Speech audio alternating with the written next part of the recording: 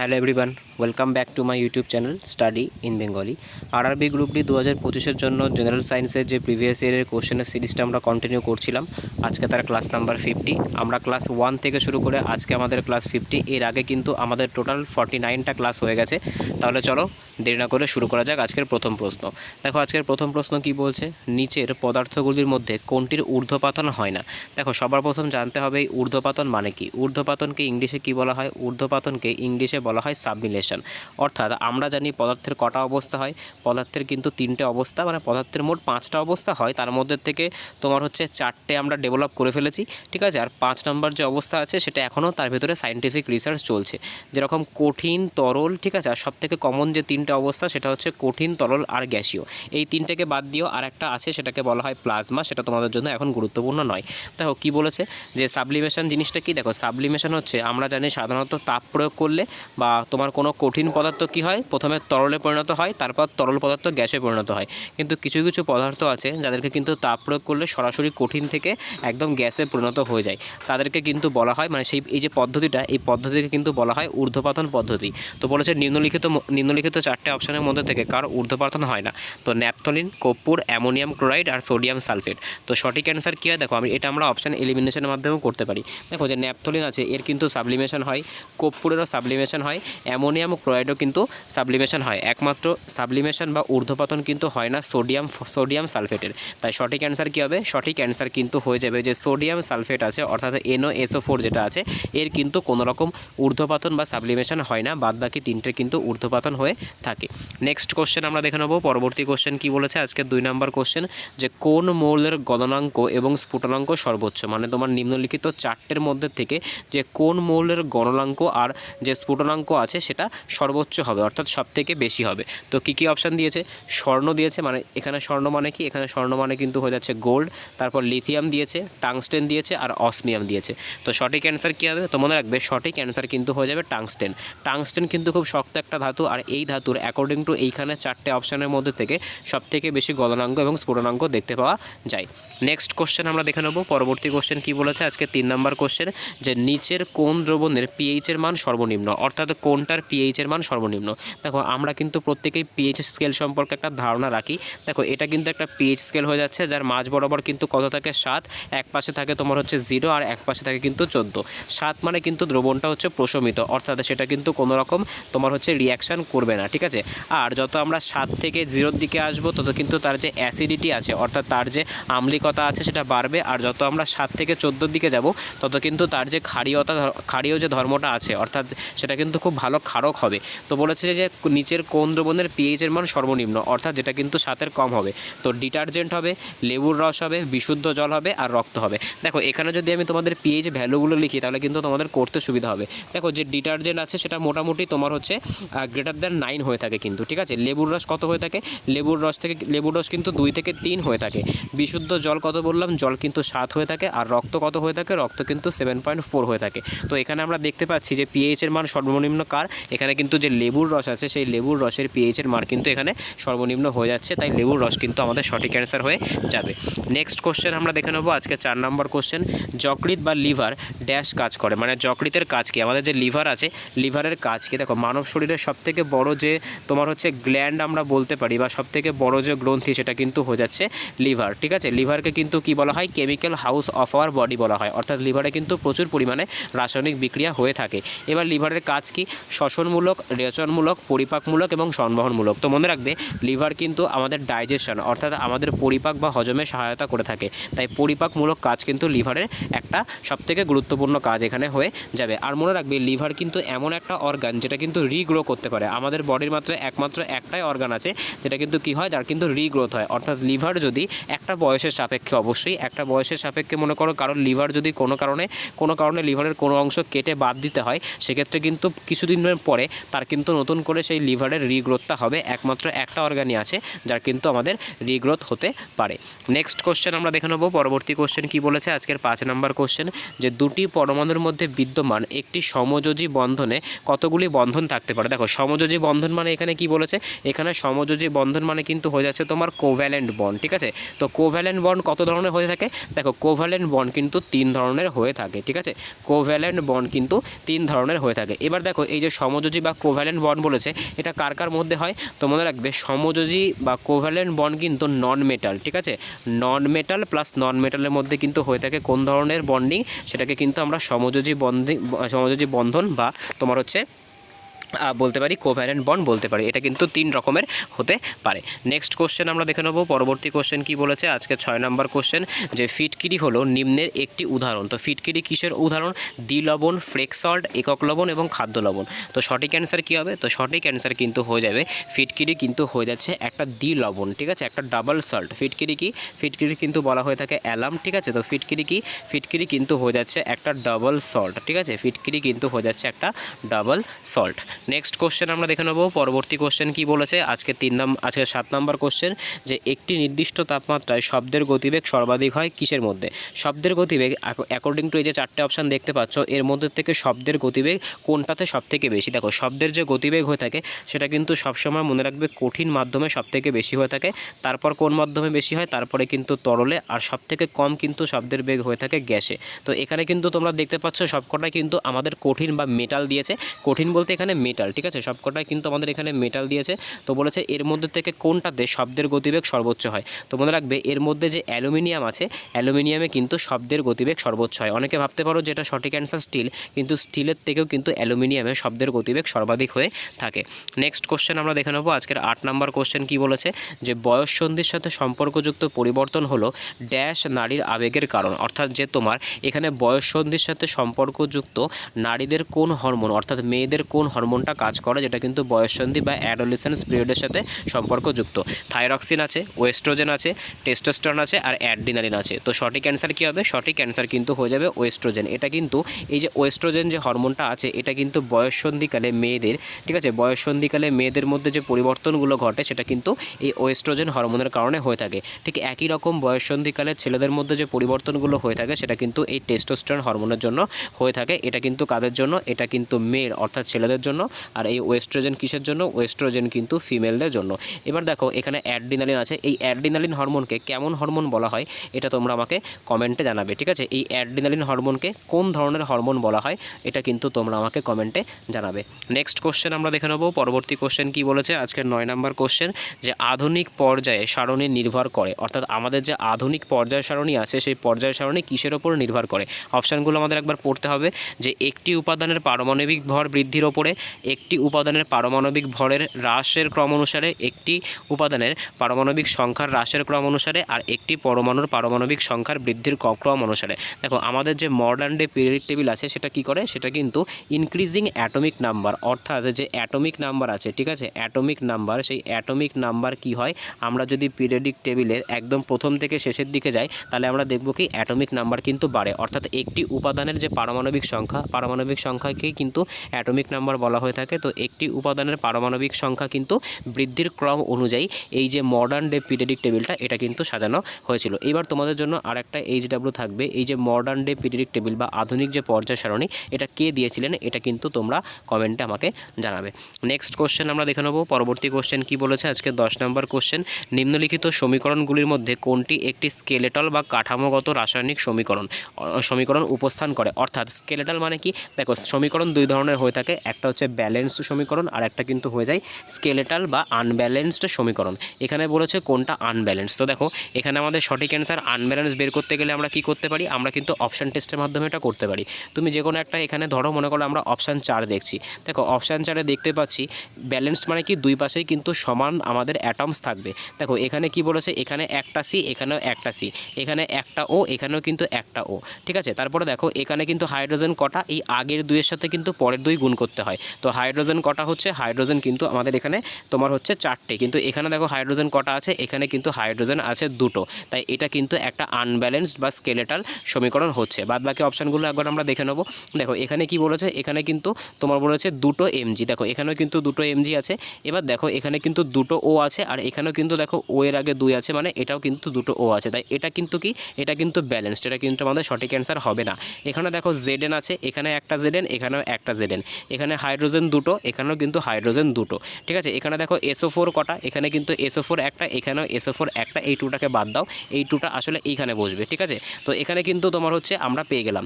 এবার দেখো কি বলেছে, এবার আমরা পরবর্তী যে অপশানটা আছে সেই অপশানটাকে একবার চেক করি। দেখো কি বলেছে, এখানে Mg কটা বলেছে, এখানে Mg বলেছে একটা, এখানে O2 বলেছে দুটো, কিন্তু এখানে দেখো কি আছে, এখানে কিন্তু তুমি দেখতে পাচ্ছ এখানে Mg একটা আছে, কিন্তু এখানে যে O আছে যেটা, এটা কিন্তু কি আছে, এটা কিন্তু তোমার হচ্ছে এখানে কিন্তু একটা আছে, তাই এটাও কিন্তু আনব্যালেন্সড আছে। তো আমরা দেখতে পাচ্ছি আমাদের যে অপশান এ আছে আর অপশান ডি আছে, দুটোই কিন্তু আনব্যালেন্সড সমীকরণ আছে, ঠিক আছে। এক্ষেত্রে কিন্তু দুটো অ্যান্সার হবে। আমাদের মনে হচ্ছে অপশানে কোথাও একটু ভুল আছে, ঠিক আছে, যেহেতু এখানে দুটো হচ্ছে, তাই এটাকে কিন্তু অনেক সময় এরকম করেও দেয়, ডাবল অপশানও কিন্তু তোমাদের দিয়ে দেয়। প্রথমে হয়তো এটা দিয়ে দেবে, তারপরে কিন্তু অপশান দেবে যে কোনটা correct, A and B correct নাকি তোমার হচ্ছে B অ্যান্ড C কারেক্ট, এইভাবে হয়তো কোশ্চেনটা ছিল। তো এক্ষেত্রে তোমরা বুঝতে পারলে কোনটাকে স্কেলেটাল সমীকরণ বলে আর কোনটাকে ব্যালেন্স সমীকরণ বলে, আশা করি বুঝতে পেরেছো। তো এক্ষেত্রে কিন্তু আমাদের দুটোই অ্যান্সার হচ্ছে, এই দুটোই কিন্তু স্কেলেটাল কেমিক্যাল ইকুয়েশন, এগুলো কিন্তু ব্যালেন্স নয়। নেক্সট কোশ্চেন আমরা দেখে নেবো। পরবর্তী কোশ্চেন কি বলেছে, আজকের 11তম কোশ্চেন, যে মার্কিউরাস আয়নের যোজ্যতা কত। দেখো এই যে কোশ্চেনটা আছে এটা কিন্তু তোমাদের একটা রিপিটেড কোশ্চেন, মানে এই যে কোশ্চেনটা আছে, যারা আমার এই সেশনটাকে ফলো করো, ঠিক আছে, তাদের জন্য কিন্তু এই কোশ্চেনটা পারা উচিত, কারণ তাদেরকে কিন্তু অনেকবার আমি এই কোশ্চেনটা করিয়েছি যে মার্কিউরাস আয়নের যোজ্যতা কত। তো এই যে কোশ্চেনটা আছে এর অ্যান্সারটা কিন্তু তোমরা আমাকে কমেন্টে জানাবে, ঠিক আছে। আবার আমি কোশ্চেনটা বলছি, মার্কিউরাস আয়নের যোজ্যতা কত। যারা কিন্তু আমার প্রথম দিককার যে ক্লাসগুলো করেছো, মোটামুটি বলতে পারো 10 থেকে 35-এর মধ্যে যে যারা এই ক্লাসগুলো করেছো, তাদের জন্য কিন্তু এই কোশ্চেনটা খুব সোজা হয়ে যাবে। নেক্সট কোশ্চেন আমরা দেখে নেব। পরবর্তী কোশ্চেন কি বলেছে, আজকের 12 নম্বর কোশ্চেন, যে 16 ভোল্ট বিভব পার্থক্য ধারা দুটি বিন্দুর মধ্যে 5 কুলম কারেন্ট আধানকে নিয়ে যেতে গেলে কত কার্য করতে হবে। দেখো এখানে সবার প্রথম মনে রাখতে হবে কি, দেখো সবার প্রথম এখানে কত কার্য বলেছে। এবার দেখো কার্য মানে কি, এখানে কিন্তু কার্যটা ইলেকট্রিসিটির ফলে হচ্ছে। তো ইলেকট্রিসিটির ফলে যে কার্যটা হয় ওটাকে কিন্তু আমরা কি লিখতে পারি, ওটাকে কিন্তু আমরা WE লিখতে পারি, অর্থাৎ ওয়ার্ক ডান ফর ইলেকট্রিসিটি। এই ওয়ার্ক ডান ফর ইলেকট্রিসিটির ফর্মুলা কি হয়ে থাকে, তো মনে রাখবে V/C, এটা কিন্তু ওয়ার্ক ডান ফর ইলেকট্রিসিটির ফর্মুলা হয়ে থাকে, অর্থাৎ বিভব পার্থক্য ইন্টু যে আমাদের চার্জ আছে আধান, এটাই কিন্তু ফর্মুলা হয়ে থাকে। জাস্ট কি করতে হবে, জাস্ট কিন্তু আমাদেরকে গুণ করতে হবে। তো গুণ করলে আমরা কত পাচ্ছি, গুণ করলে কিন্তু আমরা পাচ্ছি 80, আর 80 কি হবে, 80 কিন্তু জুল হবে। তার কারণ কি, তার কারণ কার্যের একক কিন্তু জুলে প্রকাশ করা হয়ে থাকে, তাই অপশান বি কিন্তু আমাদের সঠিক অ্যান্সার হয়ে যাবে। নেক্সট কোশ্চেন আমরা দেখে নেব। আজকে 13 নম্বর কোশ্চেন কি বলেছে, যে একটি বস্তুর গতিশক্তি ও তার স্থিতিশক্তিকে একসঙ্গে কি বলে। দেখো এই কোশ্চেনটাও কিন্তু তোমাদের রিপিটেড কোশ্চেন। একটি বস্তুর গতিশক্তি অর্থাৎ পোটেনশিয়াল এনার্জি আর কাইনেটিক এনার্জি যদি কোনো বস্তুর মধ্যে একসঙ্গে থাকে তখন সেটাকে কি বলে, তখন সেটাকে কিন্তু বলা হয় মেকানিক্যাল এনার্জি বা যান্ত্রিক শক্তি। তাই অপশান নাম্বার যে বি আছে এটা কিন্তু আমাদের সঠিক অ্যান্সার হয়ে যাবে। এইবার তোমাদের জন্য আমার আরেকটা HW আছে, যে এই রকম মেকানিক্যাল এনার্জি অর্থাৎ এমন কোনো একটা বস্তুর নাম বলো যার ভেতরে কিন্তু এই মেকানিক্যাল এনার্জি দেখা যায়, অর্থাৎ যার ভেতরে কিন্তু পোটেনশিয়াল এনার্জি আর কাইনেটিক এনার্জি দুটোই একসঙ্গে আমরা দেখতে পাই। নেক্সট কোশ্চেন আমরা দেখে নেব। আজকে 14 নম্বর কোশ্চেন কি বলেছে, যে একটি মোল অ্যাসিটিক অ্যাসিডে পরমাণু উপস্থিত থাকে ড্যাশ।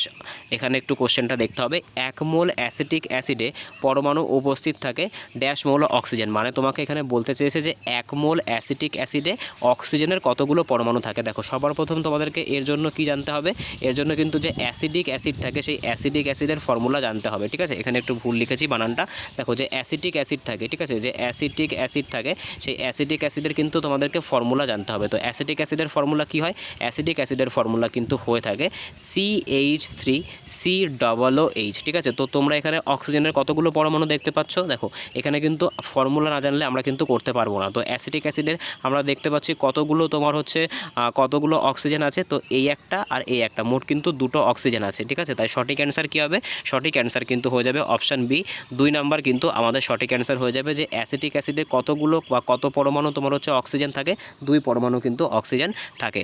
নেক্সট কোশ্চেন আমরা দেখে নেব। পরবর্তী কোশ্চেন কি বলেছে, দেখো পরবর্তী কোশ্চেন কি বলেছে, যে গার্ড কোষগুলি স্ফীত হয় যখন প্রবাহিত হয়ে স্টোমাটা রন্ধ্র খুলে দেয়, ঠিক আছে, তাদের মধ্যে। অর্থাৎ তোমার দেখো এখানে কি বলেছে, এখানে কোশ্চেনটা হচ্ছে কি, যে এই যে গার্ড কোষগুলি স্ফীত হয় যখন প্রবাহিত হয়ে স্টোমাটা রন্ধ্র খুলে যায়, ঠিক আছে, তাদের মধ্যে কি থাকে। মানে দেখো গাছেদের ক্ষেত্রে আমরা দেখতে পাই, তোমরা যদি 11-12-এর ছবি দেখে থাকো, দেখো 11-12-এ না, তোমরা কিন্তু এটা ক্লাস 10-এও দেখতে পাবে। দেখো এটা কিন্তু গাছেদের যে স্টোমাটা সেল হয়ে থাকে, অর্থাৎ গাছের পাতার ভেতরে কিন্তু ছোট ছোট অনেক তোমার হচ্ছে ছিদ্র থাকে, যেগুলো কিন্তু কিন্তু খুলে যায়, যেগুলো কিন্তু অক্সিজেন কালেক্ট করার জন্য খুলে যায়।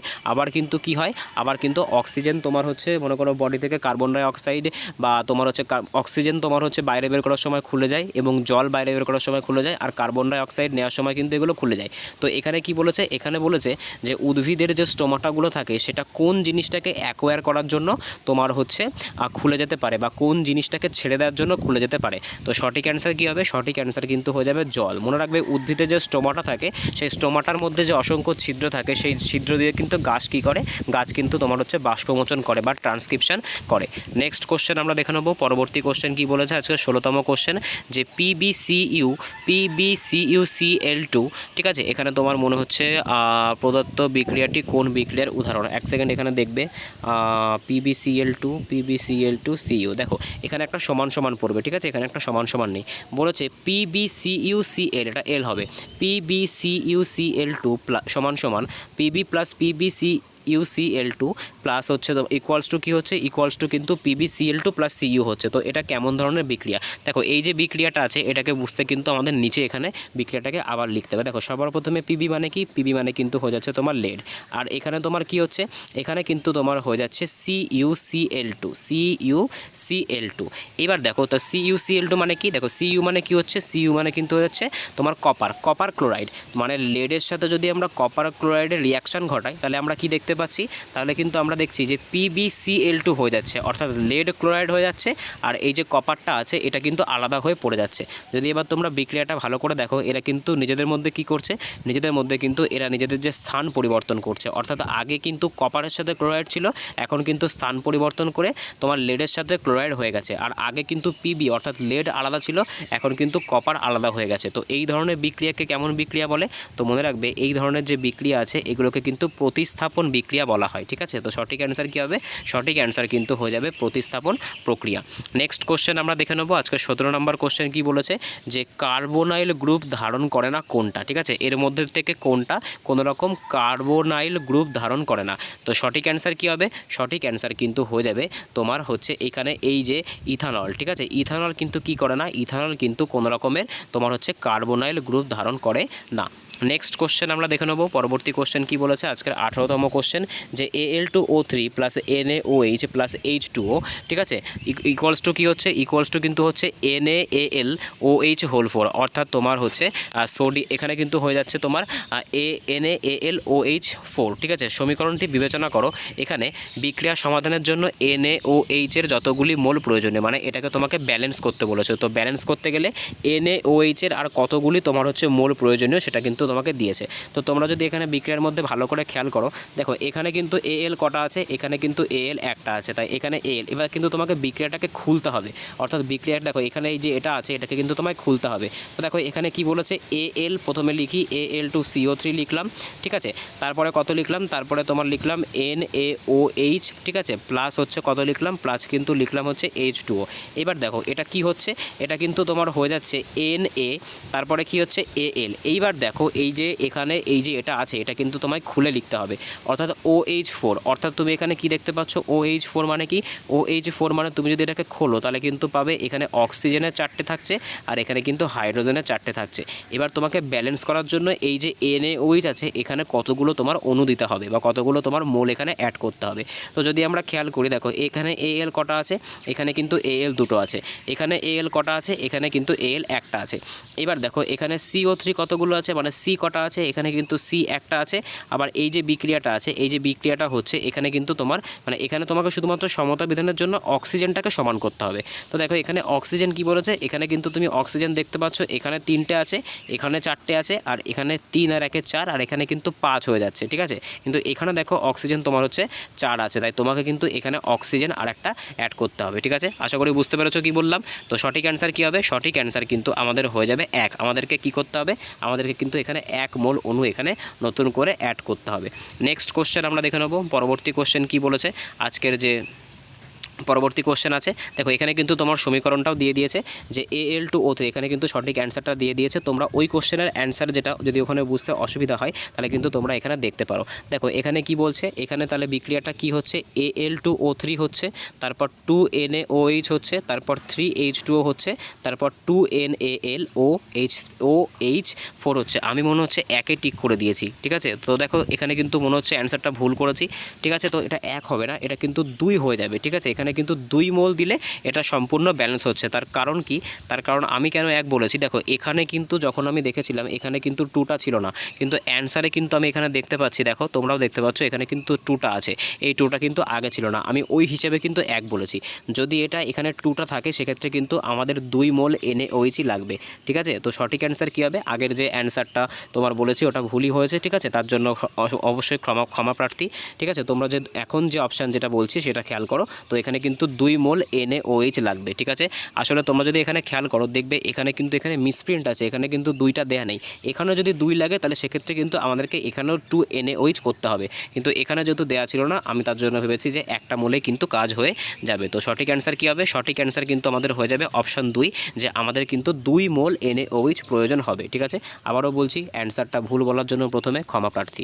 নেক্সট কোশ্চেন দেখে নেবো, পরবর্তী কোশ্চেন কী বলেছে আজকের 19তম কোশ্চেন, যে রড এবং কোন কোথায় পাওয়া যায়। যে রড সেল থাকে আমাদের চোখে, যে রড সেল থাকে আর যে কোন সেল থাকে সেটা কোথায় পাওয়া যায়, বলেই তো দিলাম কথার মধ্যে, এটা কিন্তু চোখে পাওয়া যায়, ঠিক আছে। যে আমাদের যে রড সেল আর কোন সেল কোথায় পাওয়া যায়, কোন অঙ্গে পাওয়া যায়, এটা কিন্তু আমাদের চোখে পাওয়া যায়।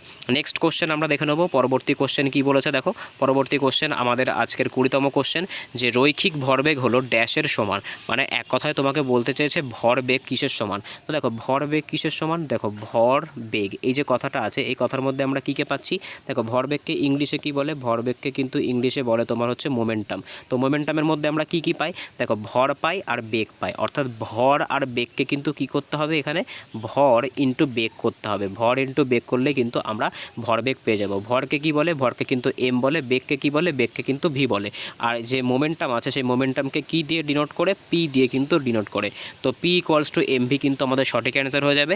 আর আমাদের সঠিক অ্যান্সার কিন্তু হয়ে যাবে রৈখিক ভরবেগ, মানে কিন্তু হয়ে যাচ্ছে ভর গুণ বেগ। নেক্সট কোশ্চেন আমরা দেখে নেব, পরবর্তী কোশ্চেন কি বলেছে আজকের 21তম কোশ্চেন, যে কি বলেছে, খণ্ডকরণের মাধ্যমে প্রজনন করে কে। অর্থাৎ তোমার হচ্ছে খণ্ডকরণ মানে কি, খণ্ডকরণ মানে কিন্তু তোমার হয়ে যাচ্ছে ফ্র্যাগমেন্টেশন। অর্থাৎ যে মনে করো এটা তোমার হচ্ছে কোনো একটা, মনে করো আমি এখানে উত্তরটা প্রথমে বলে দিই, মনে করো স্পাইরোগাইরা হচ্ছে আমাদের সঠিক অ্যান্সার, যে খণ্ডকরণের মাধ্যমে কিন্তু এরা প্রজনন করে। মনে করো এটা একটা স্পাইরোগাইরা, মাঝখান থেকে দুটো ইকুয়াল হাফসে কিন্তু কী হয়ে যাবে, ভেঙে গিয়ে নতুন করে দুটো স্পাইরোগাইরা তৈরি করবে। তো এটাকে কিন্তু কি বলা হয়, এটাকে কিন্তু বলা হয় খণ্ডকরণ। আর খণ্ডকরণের মাধ্যমে প্রজনন কে করে, তো স্পাইরোগাইরা কিন্তু খণ্ডকরণের মাধ্যমে প্রজনন করে থাকে।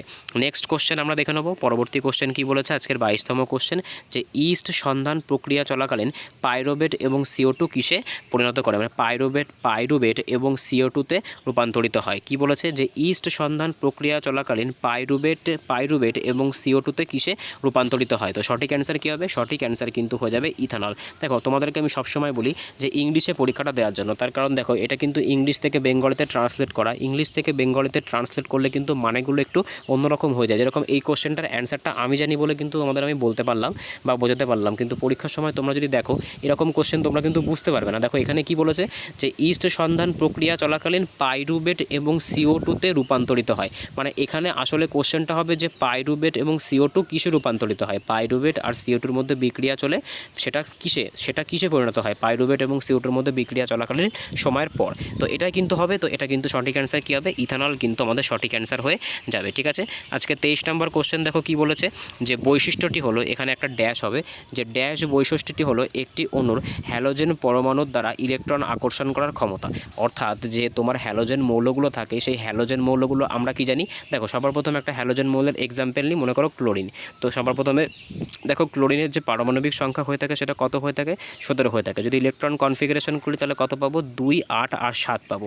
দেখো এর সর্ববহিস্থ কক্ষে কি আছে, এর সর্ববহিস্থ কক্ষে কিন্তু তোমার হচ্ছে 7টা ইলেকট্রন আছে। অর্থাৎ আর একটা ইলেকট্রন যদি এ পাই তাহলে কিন্তু কি করবে, তাহলে কিন্তু এ স্টেবল হয়ে পরবর্তী যে তোমার হচ্ছে নিষ্ক্রিয় গ্যাস আছে তার কিন্তু মানে তার মতো কিন্তু আচরণ করা শুরু করবে। তো দেখো ক্লোরিন গ্যাসের কিন্তু 7-এর পর আর একটা ইলেকট্রন প্রয়োজন। এইবার এই যে হ্যালোজেন গ্যাসগুলো হয় সেই হ্যালোজেন গ্যাসের প্রত্যেকেরই কিন্তু তোমার হচ্ছে আউটার মোস্ট শেলে 7টা করে ইলেকট্রন থাকে। হ্যালোজেন মৌলগুলোর অন্য মৌলের কাছ থেকে ইলেকট্রন মানে গ্রহণ করার যে প্রক্রিয়া বা গ্রহণ করার যে তোমার হচ্ছে আকর্ষণ, সেটাকে কি বলে, সেটাকে কিন্তু বলা হয় তোমার হচ্ছে ইলেকট্রোনেগেটিভিটি। ঠিক আছে, কি বলা হয়, এটাকে কিন্তু বলা হয় ইলেকট্রোনেগেটিভিটি। যে অন্য কোনো একটা মৌল থেকে নিজের জন্য একটা ইলেকট্রন সংগ্রহ করলে এরা যেহেতু স্টেবল হয়ে যাচ্ছে, তো সেই যে প্রক্রিয়াটা, সেই যে ইলেকট্রন অ্যাফিনিটি, সেটাকে কি বলে, সেটাকেই কিন্তু বলা হয় তোমার হচ্ছে ইলেকট্রোনেগেটিভিটি। দেখো আবার মনে হচ্ছে আমি অপশানটা ভুল দেখিয়েছি, তো এটাকে কি বলে, এটাকে ইলেকট্রোনেগেটিভিটি বলে না, এটাকে কিন্তু বলে ইলেকট্রন অ্যাফিনিটি। ঠিক আছে, ইলেকট্রন অ্যাফিনিটি। ঠিক আছে, মাঝে মাঝে এরকম তোমার হচ্ছে ভুল হয়ে যায় একটা দুটো ক্লাসে। ঠিক আছে, যখন মাইন্ডটা ঠিক রকম থাকে না তখন কিন্তু তোমার হচ্ছে হয়ে যায়। ঠিক আছে, ভুল হয়ে যায়। দেখো প্রচুর চাপের ভেতরে আছি, কারণ তোমাদের এনটিপিসিরও ক্লাস দিতে হচ্ছে, গ্রুপ ডিরও ক্লাস দিতে হচ্ছে। ঠিক আছে, এনটিপিসির যেহেতু জিকেগুলো খুব ভালোভাবে তোমার হচ্ছে একদম মানে বেছে বেছে নিয়ে আসতে হচ্ছে, সেই ক্লাসগুলো করানোর চাপ। আবার কিন্তু গ্রুপ ডির সায়েন্সের প্রত্যেক দিন ক্লাস, কারণ সায়েন্সের ক্লাস কিন্তু মাঝে হয়নি, সেই কারণের জন্য কিন্তু মাঝে মাঝে এরকম একটু ভুল হয়ে যাচ্ছে।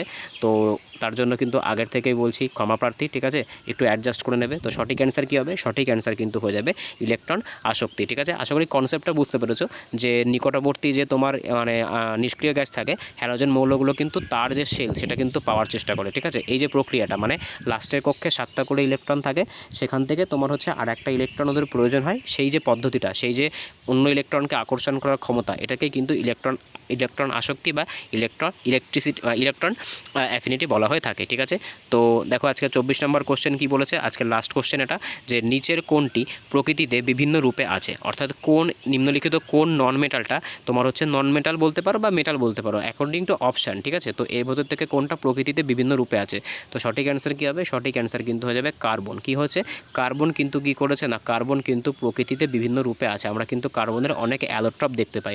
দেখো এখানে আমরা যে গ্যাস কার্বন দেখি সেটাও কিন্তু কার্বন, যে হিরে দেখি সেটাও কিন্তু কার্বন। ঠিক আছে, তারপরে যে ফুলারিন দেখি ওটাও কিন্তু কার্বনেরই একটি রূপভেদ। ঠিক আছে, তো দেখছি আজকে 25 নম্বর কোশ্চেনটাও আছে। দেখো 25 নম্বর কোশ্চেনটা কি বলেছে, বর্তমানে বিজ্ঞানীরা বস্তুর কোন অবস্থা বা কতগুলি অবস্থার কথা বলেছে। দেখো একটু আগে তোমাদেরকে বললাম যে বস্তুর কিন্তু আমরা জানি বর্তমানে কিন্তু বস্তুর 4টে অবস্থা, তার মধ্যে থেকে সবথেকে কমন কোনটা, সবথেকে কমন কিন্তু হয়ে যাচ্ছে কঠিন, তরল আর গ্যাস।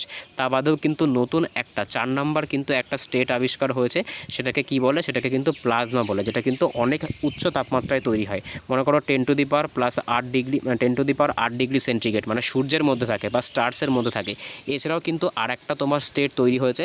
ঠিক আছে, এটাকে কি বলে, যেটাকে কিন্তু তোমার বলে হচ্ছে বোস আইনস্টাইন কনডেনসান। ঠিক আছে, বোস আইনস্টাইন কনডেনসান বলে। ঠিক আছে, যেটা কিন্তু অনেক নিম্ন তাপমাত্রায়, এটা কিন্তু এখনও পরীক্ষার মানে মধ্যে দিয়ে আছে। ঠিক আছে, তো বর্তমানে যেহেতু বলেছে, বর্তমানে কিন্তু তোমাদের 5টায় অ্যান্সার করতে হবে, কারণ এটা কিন্তু আবিষ্কার হয়ে গেছে, জাস্ট এটা নিয়ে কিন্তু অনেক পরীক্ষা নিরীক্ষা চলছে।